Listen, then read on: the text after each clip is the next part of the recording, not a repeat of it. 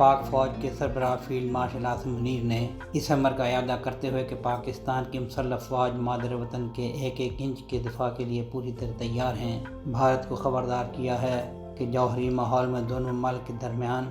جنگ کی کوئی گنجائش نہیں۔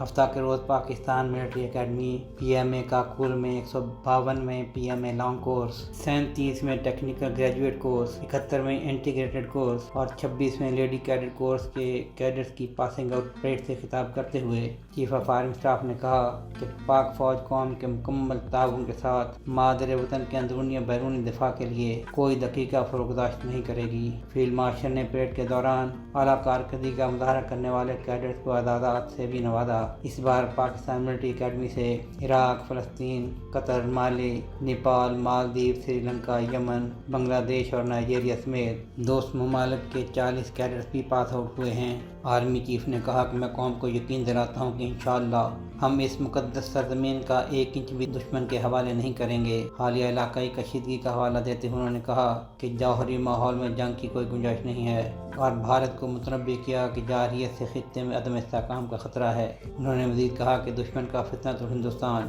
اور فتنۃ الخارج کو کرائے کی بندوق کے طور پر استعمال کرنا اس کا بزدل، منافقانہ اور گھناؤنا چہرہ دنیا کے سامنے بے نقاب کرتا ہے۔ انہوں نے کہا کہ پاکستان کے حالیہ فوجی آپریشن مارکہ حق اور بنیاد المرصوص نے پیشہ ورانہ مہارت اور عزم کے ذریعے دشمن کو شکست دے کر قومی اعتماد کو مضبوط کیا ہے۔ انہوں نے کہا کہ مسلح افواج نے آپریشن کے دوران دشمن کے متعدد ٹھکانوں کو تباہ کیا، جن میں S-400 سسٹم بھی شامل ہیں، جو پاکستان کی ملٹی ڈومین جنگی صلاحیتوں کا ثبوت ہے۔ مارشل عاصم منیر نے کشمیر میں بھارتی ریاستی سرپرستی میں ہونے والی دہشت گردی کی مذمت کرتے ہوئے مسئلہ کشمیر کے اقوام متحدہ کی سلامتی کونسل کی قراردادوں اور کشمیریوں کی خواہشات کے مطابق حل تک کشمیری عوام کی سیاسی، سفارتی اور اخلاقی حمایت کے پاکستان کے عزم کا اعادہ کیا۔ افغانستان کی صورتحال پر تبصرہ کرتے ہوئے پاک فوج کے سربراہ نے طالبان رجیم پر زور دیا کہ وہ دہشت گرد پراکسیز کی جانب سے پاکستان کے اندر حملے کرنے کے لیے افغان سرزمین کا استعمال روکے اور عسکریت پسندوں کی پراکسیز کو لگام ڈالے۔